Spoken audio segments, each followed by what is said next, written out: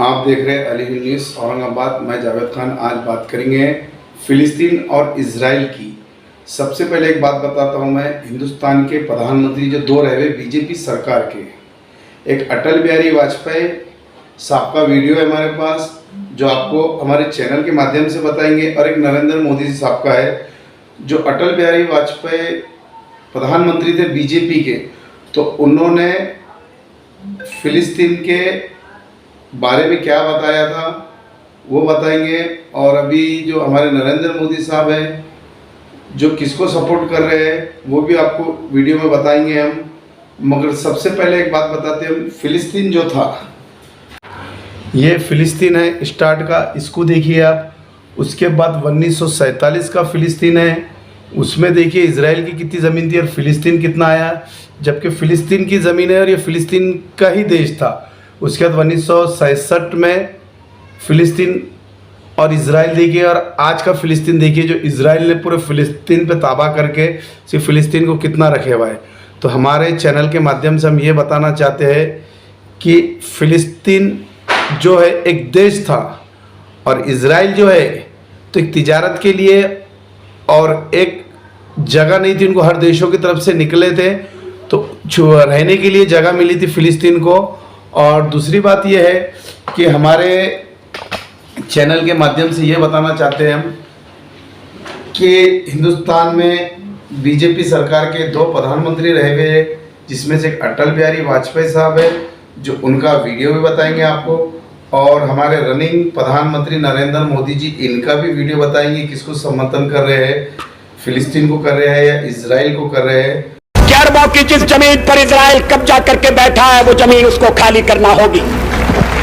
कि फिलिस्तीनी हैं उनके उचित अधिकारों की प्रस्थापना होना चाहिए। इजराइल के अस्तित्व को तो सोवियत रूस ने, अमेरिका ने भी स्वीकार किया है, हम भी स्वीकार करके बारे में यह स्थिति साफ है कि अरबों की जिस जमीन पर इजराइल कब्जा करके बैठा है वो जमीन उसको खाली करना होगी। आक्रमणकारी आक्रमण के फलों का उपभोग करे, ये हमें अपने संबंध में स्वीकार नहीं है। तो जो नियम हम पर लागू है वो औरों पर भी लागू होगा। अरबों की जमीन खाली होना चाहिए। जो फिलिस्तीन है उनके, जो फिलिस्तीनी हैं उनके उचित अधिकारों की प्रस्थापना होना चाहिए। इजराइल के अस्तित्व को तो सोवियत रूस ने, अमेरिका ने भी स्वीकार किया है, हम भी स्वीकार कर चुके हैं। मध्य पूर्व का एक ऐसा हल निकालना पड़ेगा इसमें आक्रमण का परिमार्जन हो और स्थायी शांति का आधार बने। गलतफहमी की गुंजाइश कहां है, लेकिन शायद वक्ता के नाते मैं अपने अधिकार का अतिक्रमण कर रहा हूं।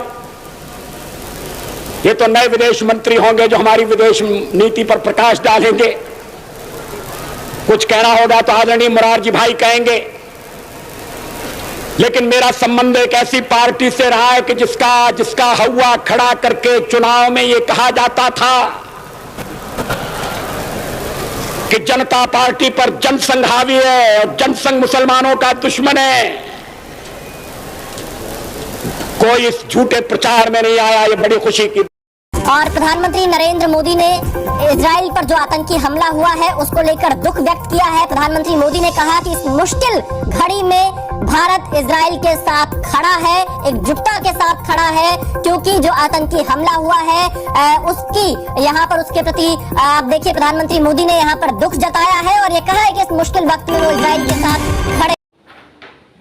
स्टार्ट में 1946 में जो फिलिस्तीन था उसको आप ये हमारे ये देखिए, उसके बाद 1947 का देखिए फिलिस्तीन, उसके बाद 1949 का, और आज का फिलिस्तीन देखिए।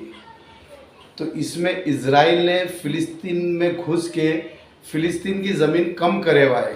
आप देखते रहिए अल हिंद न्यूज़ औरंगाबाद। लाइक कीजिए, शेयर कीजिए, सब्सक्राइब कीजिए।